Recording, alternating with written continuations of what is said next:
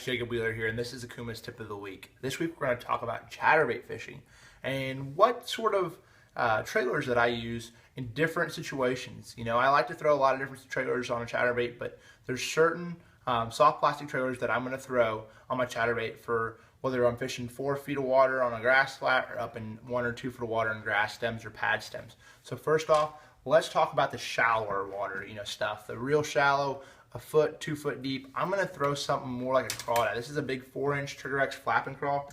And this is going to be a little bit bigger, bulkier bait. It just comes in a little package like that.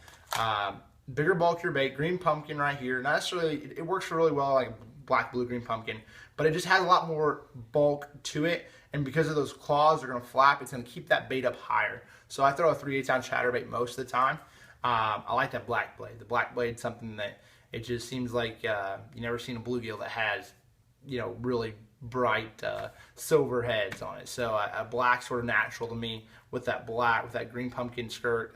It just really works really well. But that's going to keep your bait up higher and allow those fish to get it, and it's going to be able to slow it down. So when you're fishing in 1 foot to 2 foot of water with a chatterbait, you try that flap and crawl or a crawdad color or a crawdad style bait with 2 claws on it. That's going to really slow that bait down and be able to get those fish to react to it. Now, second is going to be probably my absolute favorite one I throw the most is a slop hopper. TriggerX slop hopper is going to have this really wide wobble. It's going to make the bait have a lot more action. This is black and blue again with that black blade, and it's just something about more in that 2 to 3 foot zone. It'll also work in that shallower water, but you're going to have to lighten up the head. Most of the time, I'm going to throw a 3/8 ounce chatterbait all the way through, no matter what. So that's why I like to actually change the trailers to vary what depth I'm going to fish. So that's what I'm talking like with this. A 3/8 ounce head. I'm really going to be fishing that 2 and 3 foot of water. It's really good to skip docks. It skips real well, and it's just going to wobble a lot more. So when those fish are just getting off the beds, a post spawn, I really like that particular trailer. That slop hopper does a really good job.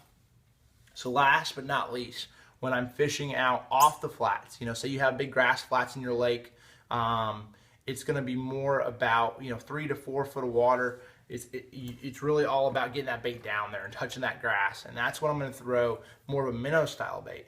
When they don't want a lot of action, especially around the shad spawn, something like that. That minnow style bait, this is just the minnow from TriggerX, and I'm just going to swap that out there. It has actually, let's see here, a regular minnow comes.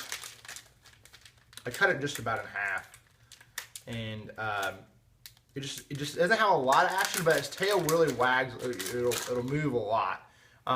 So here's a regular minnow. I'm going to cut that about halfway off, as you can see right here. This is a gold blade right here, but gold or silver when I'm fishing with the shad stuff. So those are 3 chatterbaits. Now onto the rod setup.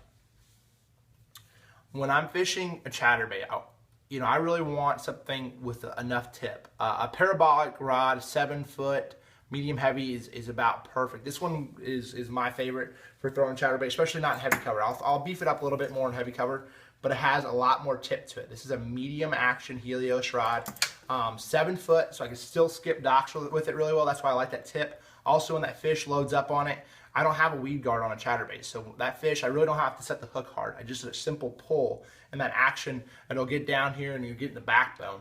And it's not necessarily a parabolic rod, so it'll go down in there and it'll stop at some point, and it'll really load up really nicely. I throw a 6-to-1 gear ratio. This is a TCS reel. Has big old grips on it, so if I get a big one on, I'm good to go. And then last but not least is 20-pound Suffix fluorocarbon.